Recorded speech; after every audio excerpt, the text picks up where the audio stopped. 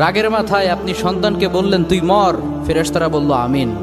তোর ভবিষ্যৎ অন্ধকার, ফেরেশতারা বলল আমিন।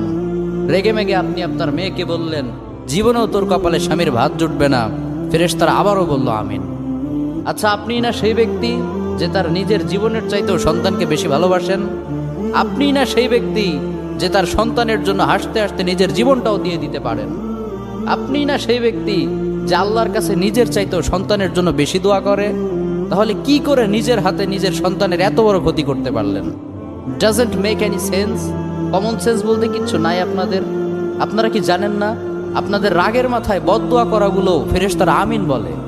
দাওয়াতুল ওয়ালিদ আলা ওয়ালাদি, বাবা মা তার সন্তানের জন্য যেই দোয়া করে সেটা ভালো হোক কিংবা বদদোয়া হোক, আল্লাহ সেটাই কবুল করে নেয়। এজন্য খবরদার, নেভার কার্স ইউর চিলড্রেন। রাগের মাথায় কখনো সন্তানকে অভিশাপ করবেন না। খুব বেশি রাগ উঠে গেলে তার জন্য উল্টা ভালো দোয়া করেন। কাবা শরীফের একজন ইমাম আছে, ইমাম আল কালবানি। তার মায়ের যখন প্রচন্ড পরিমাণে রাগ উঠে যেত,